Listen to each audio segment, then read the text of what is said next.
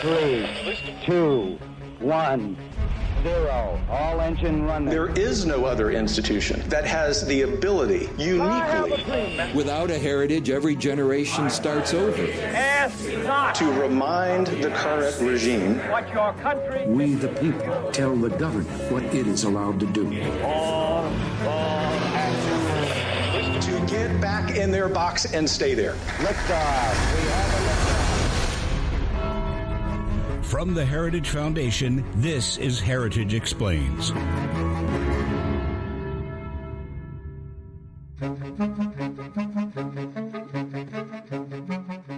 Welcome back to Heritage Explains. I'm Mark Guiney. I work here in the communications department at the Heritage Foundation, and we are very excited to bring you a new 6-episode season of Heritage Explains. This one on a very important topic, the crisis at our southern border.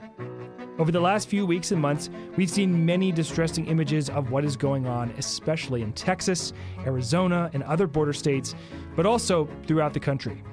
It can seem overwhelming, but we are here to give you the rundown of the situation with the help of some of the smartest policy minds out there.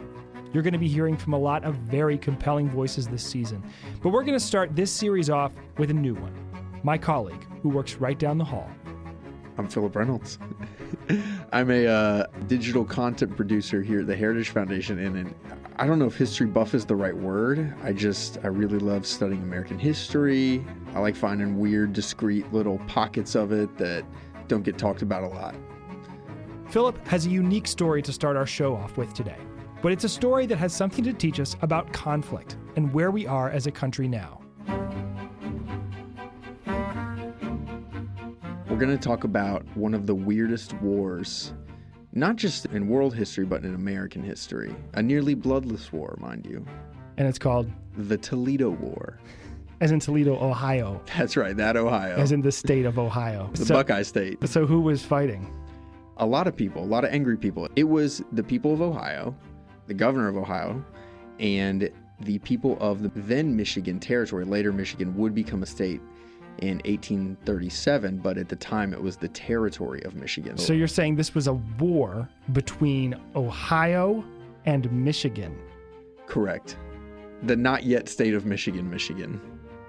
You had the kid who played travel ball fighting the kid who plays Little League.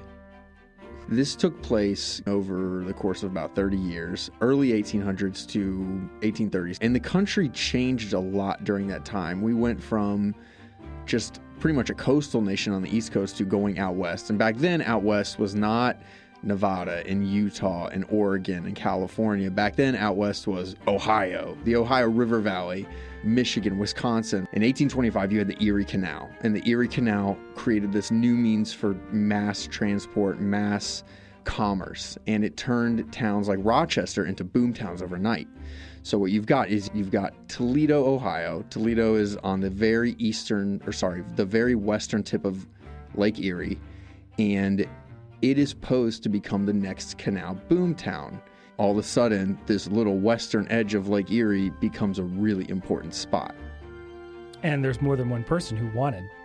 There is more than one person. There's a lot of people who want that spot. In 1787, the U.S. drew up an ordinance line, and it was basically used to plot out new states in this western area. And according to it, one of the lines runs from the bottom, the most southern part of Lake Michigan, to the most western point of Lake Erie. And back then, their maps weren't very good, so in it, Toledo's included. So basically, in 1803, Ohio becomes a state, and in their state constitution, Ohio says we get the land around where Toledo will be. Even if there's some geographical inconsistencies, which it turns out there are, because the map we used for the ordinance of 1787 was wrong, actually, because it's the 1700s. But anyways, Ohio has laid claim to it. Fast forward a decade, Illinois becomes a state. In Wisconsin and Minnesota, they're also getting charted out where they're going to be. Michigan, they push their claim for the southern boundary. They're like, no, we should have Toledo. President Monroe, who's the president at the time, he orders a new survey, and that actually ends up putting the line south of Toledo and puts the city inside Michigan. A few years before that, it's actually funny, the former governor of Ohio had commissioned a survey that reasserted that Ohio had Toledo. So you basically have multiple surveys contesting whether Toledo is in Ohio or Michigan. By the mid-1820s, Michigan, what they do is they start settling the land around it. They're building roads, they're collecting taxes. Like, municipality-wise, they're trying to run the area as if it was Michigan.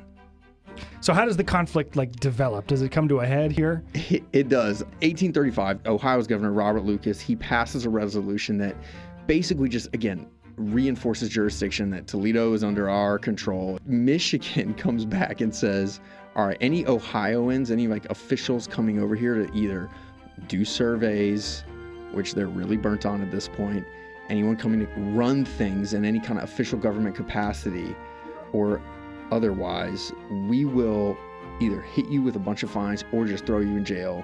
What starts happening is each governor starts raising militias. Militias are just citizens, but they're armed and angry citizens. At one point, there's word that Ohio's going to raise 10,000 men.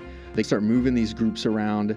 And then the Michiganders really start getting aggressive. At one point, a group goes into Toledo. They arrest some Ohio officials. They also moved in to catch a survey party from Ohio, and they actually opened fire on them and took 9 of them prisoner. No one was killed. And then a Michigan sheriff, Joseph Wood, he goes into Toledo to arrest an Ohio partisan, which is like a homemade freedom fighter, and that guy stabs him in the arm. And so this is just really, really getting out of control, to the point where among all this, the Jackson administration, Andrew Jackson is the president at this time, they essentially drop the boom and are like, all right, Michigan, enough is enough. Ohio, you guys have kind of been bad too. Here's the compromise. Michigan, you are not going to get Toledo. What you are going to get, though, is a big chunk of the Upper Peninsula, the UP, as people refer to it in Michigan, which at first they're really mad about because to them it's just uninhabitable wilderness. But then it turns out there's iron ore there that's super valuable. So Michigan didn't really lose out in the end. And Ohio stuck with Toledo. Ohio still has Toledo.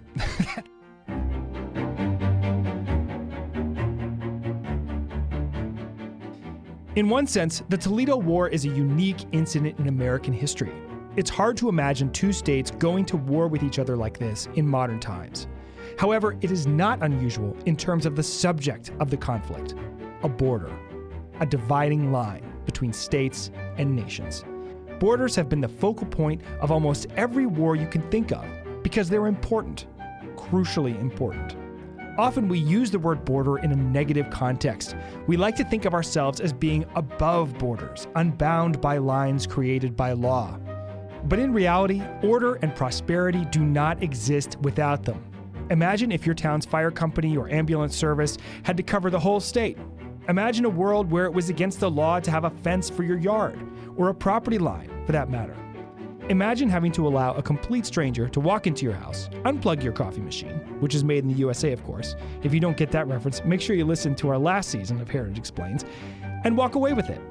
The reality is, meaningful borders are necessary for human beings to thrive in almost every context of life. And at our southern border, the meaning of that delineation has almost ceased to exist. So, except for some criminal smuggling operations and a few politicians, nobody is thriving. Here to give us some context on the issue is immigration expert and director of the Border Security and Immigration Center here at the Heritage Foundation, Lora Ries. You've been working in border security your whole professional career. Why? I got hooked my first trip going south of the border. I was with my family driving from California down to northern Baja. And in crossing the border, I could see no man's land between our side and a wall on the Mexican side of the border. And I saw a lot of men and young men peering north towards the U.S., and I knew they were trying to figure out how they were going to cross illegally, and I was fascinated. And my senior year in college, then every paper I had, no matter what the class was, I could tie it to immigration because so many issues affect immigration and immigration affects so many issues. I got the bug, and I've been working on it ever since I graduated from law school, so over 26 years now. How did you come to be on the conservative side of the issue? I have a keen interest in upholding the law and loathe fraud. We are such a generous country when it comes to immigration. And I want people who are truly eligible for the benefits that we give to be able to be granted those benefits in an expeditious manner, and those who are not eligible to be denied and removed in an expeditious manner. There's too much fraud in the system. It's a very high reward, low risk process, and we see the consequences of it. It just perpetuates more illegal immigration, and we never seem to get out of this rut. In our current political conversation, we think about the word border as negative, that we're always breaking down walls, we're always eliminating borders. What is the conservative approach to the idea of borders? Well, if you don't have a border, you don't have a country. And as a sovereign nation, the U.S., like any other sovereign nation, should have a say in who is coming into the country, how long they are staying, why they are here, basically the terms of their stay, and enforce those terms, and to know when people are leaving.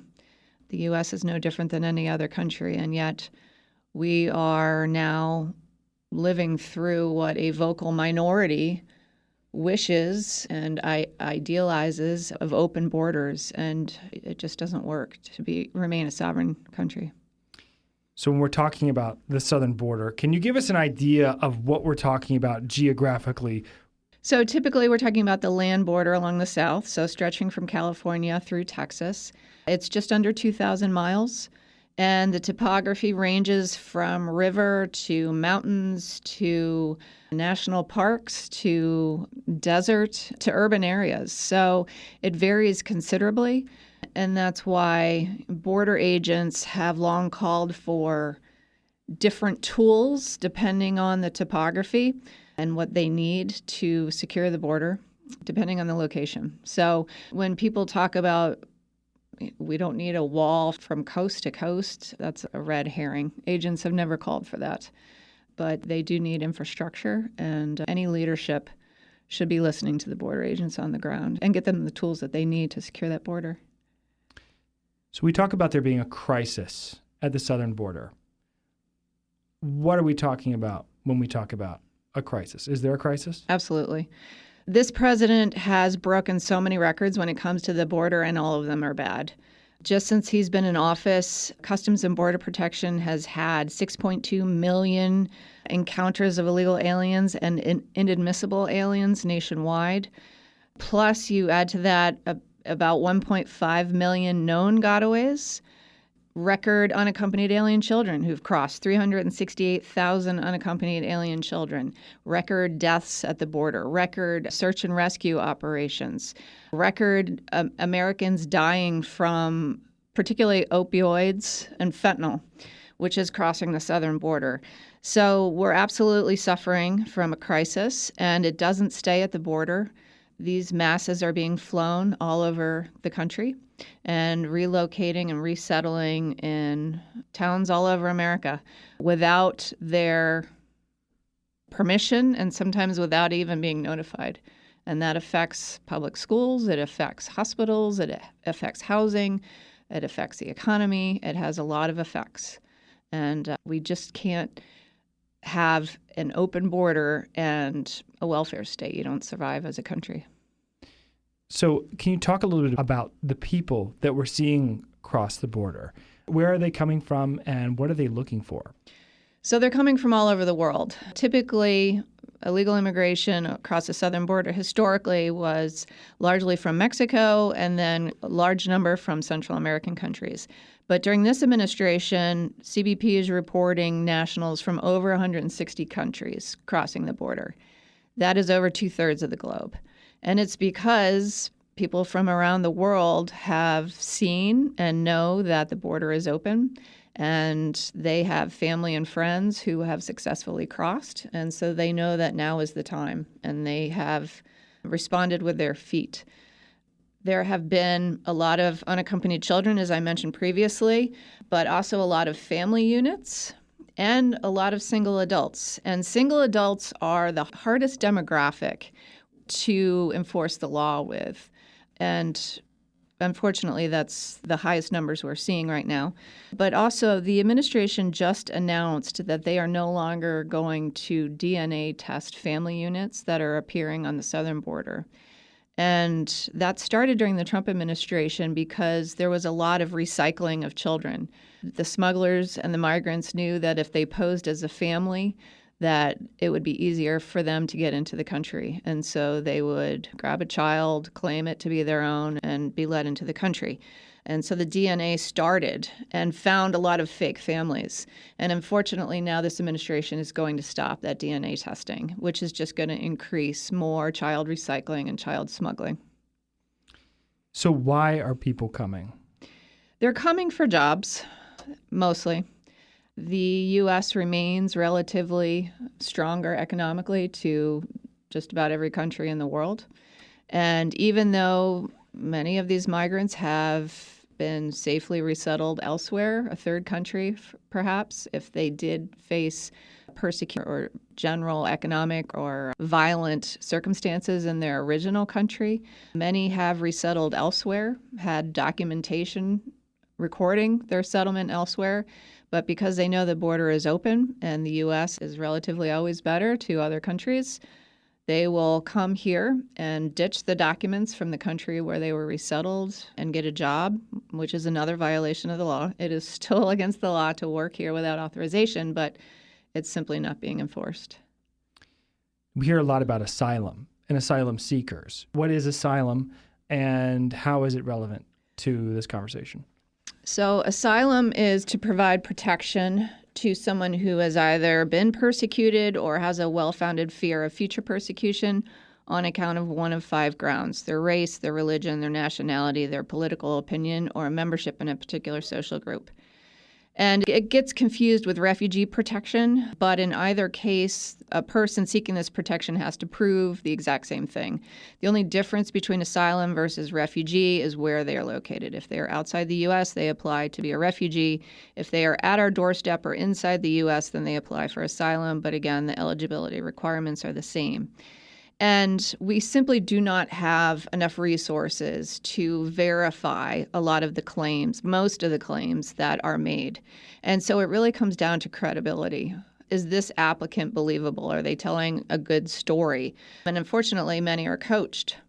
And so it is easy to defraud. And people do, because again, it is low risk, high reward.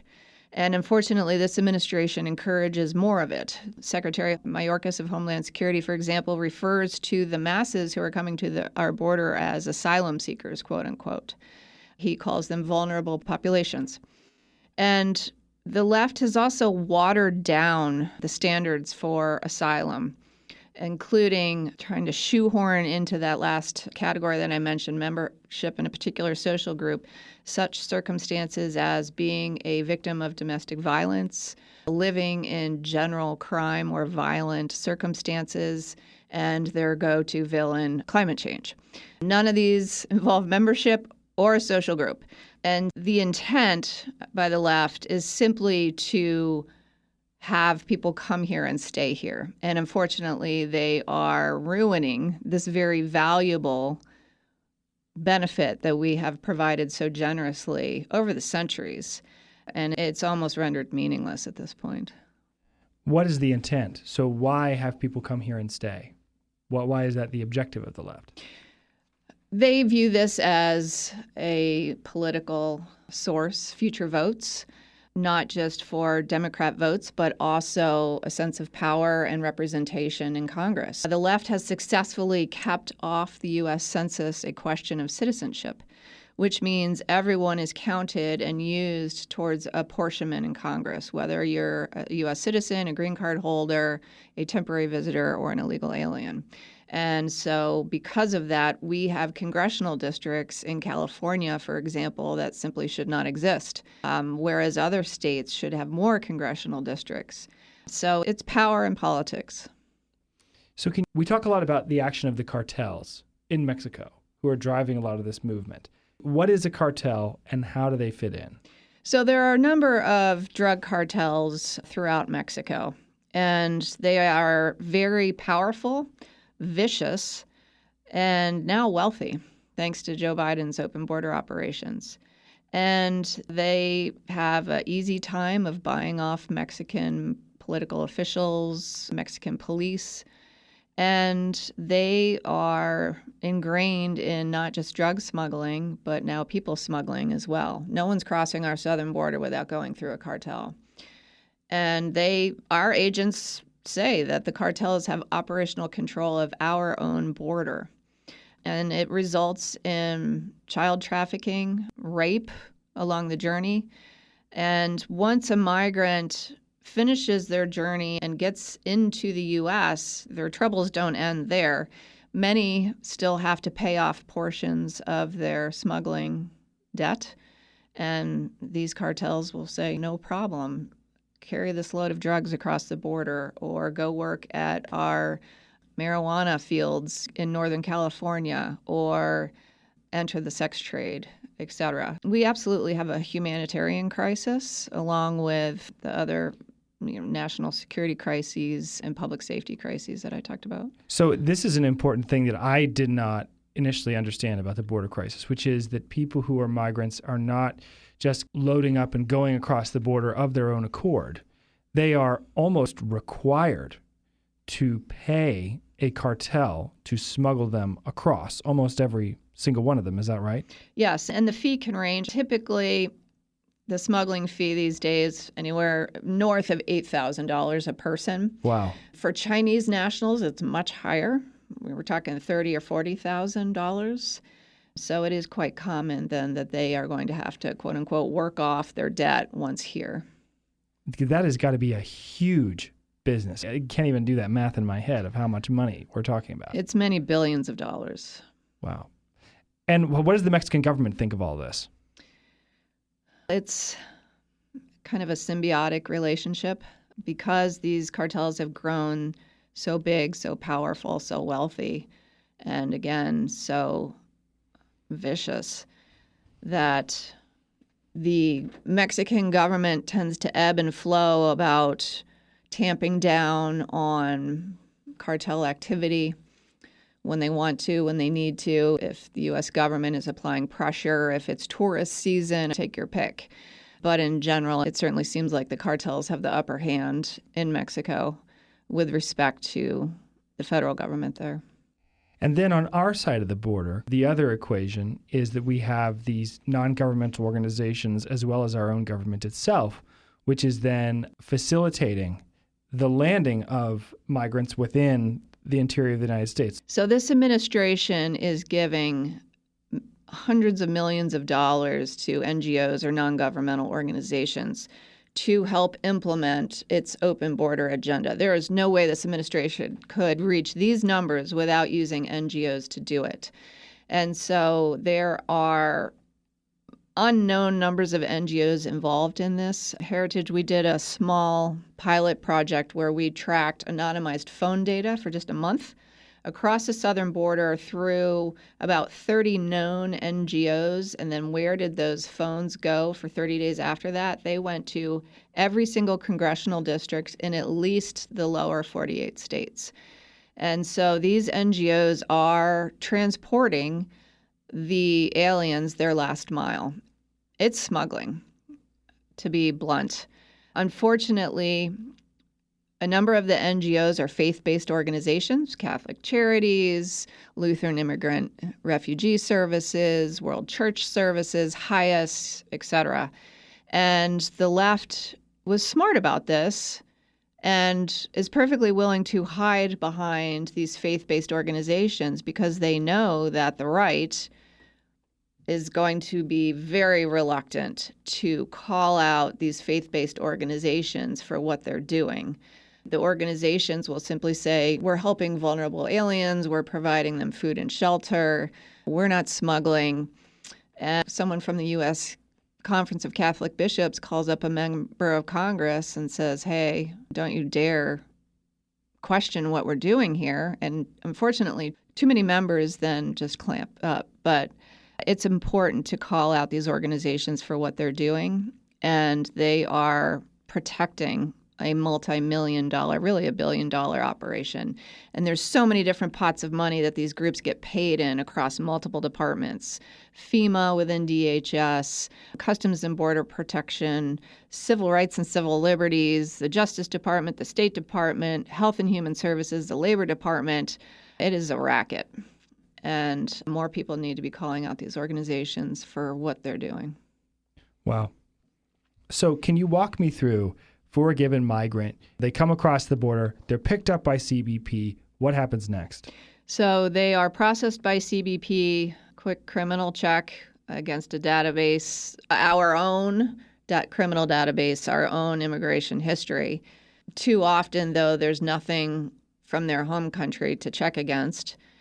And then they are turned over to these NGOs who may shelter them for a day or two and then take them to whatever transportation, whether it's the bus or an airplane, to go to their destination of choice. So they're never just deposited back on the other side of the border. We always are pulling them into the country. In small numbers, there's something called voluntary return or turnbacks, and that happens in very small numbers. When we had Title 42, the public health authority tied to COVID, then agents were able to quickly expel migrants, but that has since ended. And it was a valuable tool. What this has all shown us is that agents need a general purpose, but emergency tool to quickly turn people back, not just for public health reasons, but in the vast majority of the circumstances, these people are led into the U.S. and then released. Hence the term catch and release. And it's one of the strongest pull factors for more illegal immigration. It just draws more people to the border because they know they too will be released. And then once they are released, they are given a court date, right? What purpose does that serve? So what's supposed to happen is, yes, they are issued a piece of paper called a notice to appear, and that begins removal proceedings. And it says you're supposed to report to this court in this location on such and such a date to go see an immigration judge. You're deportable for this reason. Generally, you snuck across the border illegally. And then when that court date comes, the alien, and they can have an attorney, no expense to the government, will say, yes, I concede, I crossed the border illegally, but I want to apply for asylum or I want to apply for another benefit. Unfortunately, the docket in immigration courts are so large that those court dates are years into the future. Yeah, I was seeing most recently people were getting documentation that had court dates for 2028. Yeah, it's ridiculous. And that goes back to that fraud issue. So if your court docket has millions of cases that are fraudulent, this is the result. And so people know I'll just come in, I'll claim a few words of fear, and I got 3-4 years to work in the U.S., to put roots down, maybe have a U.S. citizen child. And then if I ever do get into court and the judge orders me removed, I can argue you can't deport me. I've got too many ties here in the U.S. And so it's very important that immigration judges be given tools like summary judgment to quickly remove the frivolous claims, get that docket shrunk back to a reasonable, manageable period of time, and to discourage more fraud and people just buying time to shield themselves from future removal. But then sometimes people just don't show up for the court dates that they're given. What happens then? Then they are found in absentia or in absence. They're ordered removed in their absence. But then what do you do with that order? Where does the judge send that order to? How is that alien notified? You now have a final order of in absentia against you. And so that pile just grows and grows and grows, and ICE isn't out looking for them. This administration does not prioritize finding people with final orders of removal, and so they continue to live here unless and until they have some future encounter with either law enforcement or ICE, in which point then ICE could go ahead and execute that order. So of the people who come through the border, how many of them wind up going back out? Do we know? Deported? Yeah. The numbers have been quite low under this administration, just for a point of reference. So in FY 2020, so that was peak COVID, there were 186,000 deportations. Now, that's a very low number because of COVID. There weren't a lot of people coming in, and ICE wasn't deporting a lot of people. But 186,000 for FY20. FY21, only 59,000 deportations. FY22, there was a little bit more, 72,000. But this administration is only budgeting for this year and next year about 29,000 deportations. So historically low, as we're receiving and encountering historically high numbers of illegal aliens. And about how many are coming in? You said the 29 for this coming fiscal year, and then about how many would we expect to be coming in? We've been tracking over 2 million illegal alien encounters and inadmissibles about each year. So that 29 is just nothing compared to that. Exactly. It's important to know that now, because the numbers have gotten so high and the optics have been so bad for this administration, they're now playing a shell game. So month after month, everyone has been looking at the number of people crossing between the ports on the southern land border. And what this administration has done is said to future illegal aliens, stop crossing between ports along the southern border. Use this CBP Mobile One application, make an appointment with CBP, and you can cross through a port of entry. Now, that might be a land port or it might be an airport in the interior. And then this administration, before the first month of this program was even over, they patted themselves on the back and said, look, our border numbers are lower. But they don't want you looking at the numbers of people going through the ports, which has been steadily rising month after month after month. Now, those people are still inadmissible. They have no lawful basis to be here. Yet, Secretary Mayorkas has repeatedly said this is a lawful pathway. It isn't. He doesn't have the authority to do this. Only Congress has the authority to authorize immigration benefits. These are pseudo visas, what Secretary Mayorkas is doing. It's mass parole. And so, one, he doesn't have the authority to do it. And two, it also violates the parole statute in the Immigration Act, which says humanitarian parole is supposed to be extremely rare, only for urgent humanitarian circumstances, only on a case-by-case basis, for a temporary period of time. And then when that condition ends, you revert to your prior status. So the classic example is someone who needs emergency surgery here in the U.S. and doesn't have time to go get a visa.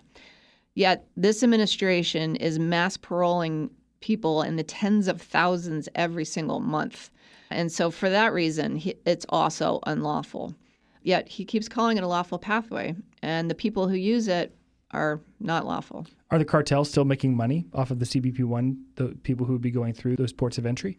Yes, because they might be traveling through the Darien Gap and Panama up to Mexico City, and then start using the mobile app there and fly from Mexico City directly into the interior of the U.S., or they might still be smuggled all the way up to our land border, but they're just dropped off at a port of entry instead of 100 yards east.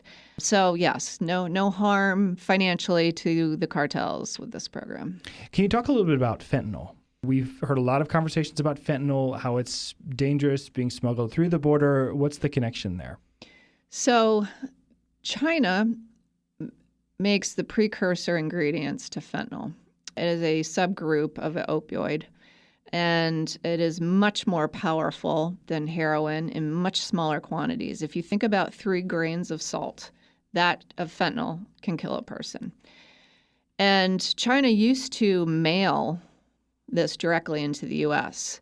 During the Trump administration, they negotiated, strong-armed China at least to stop direct mailing it. So then China changed course and sends the precursor ingredients to Mexico. And then in makeshift labs, those ingredients are turned into fentanyl, and then it is being transported across the border. And as a result, U.S. Americans are dying at historic levels from this. It was over 71,000 Americans died last year from this. And it's different than drug overdoses because people don't know that it is being mixed with other ingredients. So a young person might think they are ordering Adderall or another type of painkiller online, for example. And often these drugs have fentanyl mixed in with it, and so it's a poisoning. And a lot of fentanyl moms who've lost their children to this are very adamant about this point, that these aren't drug addicts who are taking this drug. They don't know what they are taking. And it's just devastating our youth. And it's coming into high schools. And it's been frustrating that this administration is not taking it more seriously and working to secure the border to prevent. This president has lost one of his own children. He knows the pain involved. His other child has been a drug addict. He knows what drugs do to families and how devastating that is. And he is MIA when it comes to this issue. We're screening for drugs, presumably, anyway. Why is having an unsecure border in terms of people also translate to having an unsecure border in terms of drugs? So the cartels are very good at adapting, and based on how CBP is screening. A number of drugs are caught at ports, either hidden in trucks or cars or what have you. But earlier I had mentioned that 1.5 million known gotaways. When you say gotaways, you're talking about people who were at some point seen by Border Patrol, but then never apprehended. Right. They were caught on camera. Agents weren't able to go out to that location and intercept them. So there are a number of game cameras set up at or near the border on ranches or what have you. And those cameras are catching day and night single adult military-aged men crossing, dressed head to toe in camo with very full backpacks. And that makes up a good portion of the known gotaways. The drugs are coming in both at the ports and between the ports. Thank goodness we catch a lot at the ports. We're not catching everything at the ports, and we're certainly not catching a lot between the ports. Why is terrorism a part of the conversation about the southern border?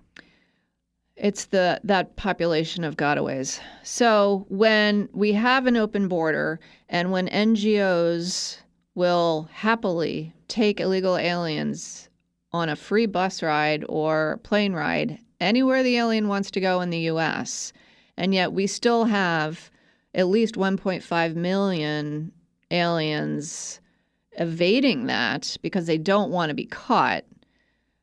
That's because they either have a criminal background, prior conviction, they're smuggling drugs, or they're a known or suspected terrorist. Just to give you a sense for some terrorism numbers, in FY20, the number of terrorist screening database encounters were 3. In FY22, there were 98.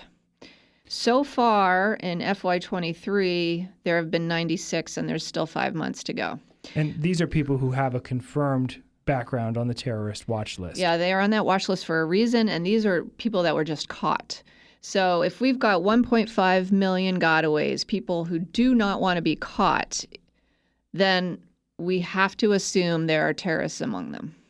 And yeah, absolutely, this country is facing a national security threat, to be sure. So we've talked about some of the way, obviously, the federal government is responding or not responding to the crisis. Can you talk a little bit about some of the state-based responses? How have more local communities responded to what's going on? Texas is obviously at the forefront because they are affected first. They have put a large presence of National Guard down at the border to try and dissuade people from crossing and to then arrest people based on state law. But unfortunately, it's just a bit of a speed bump. They might be put in state jail for a short period of time, but ultimately let out.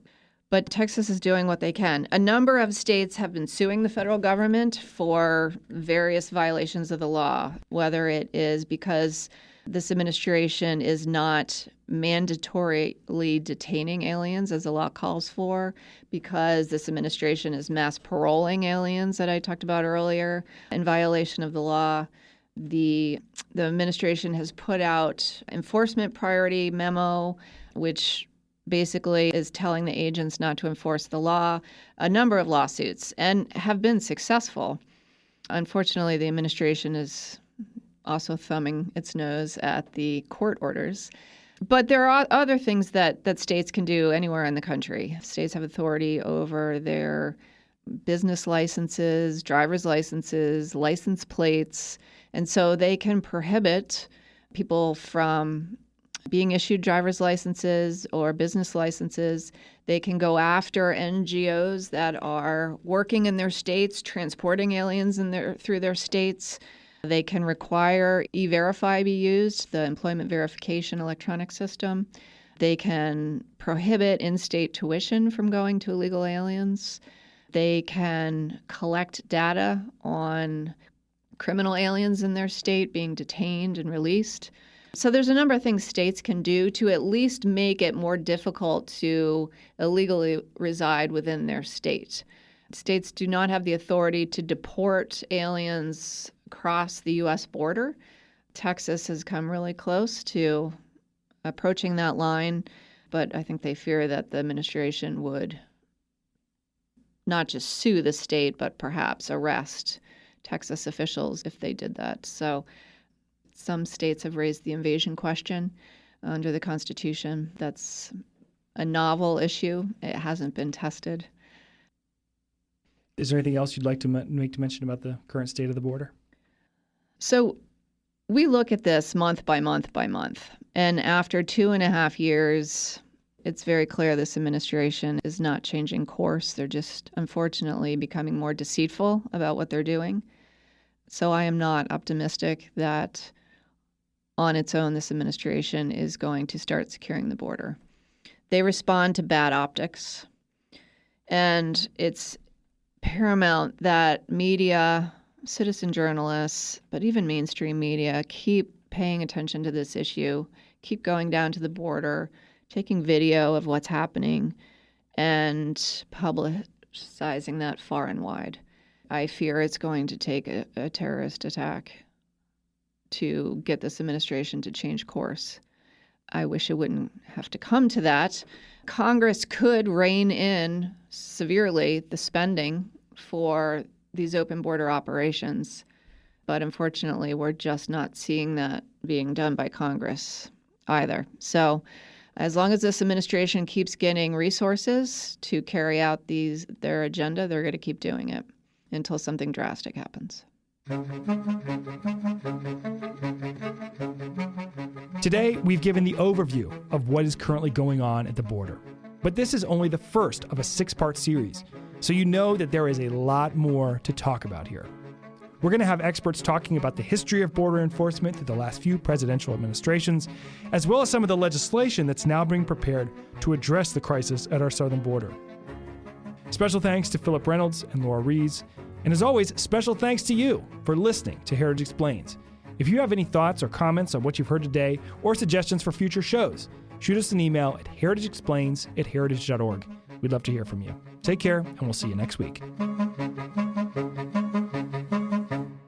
Heritage Explains is brought to you by more than 500,000 members of the Heritage Foundation. It's written and produced by Mark Guiney, Lauren Evans, and John Popp. Production assistance by Alexa Walker and Jeff Smith. Special thanks to Dr. Kevin Roberts.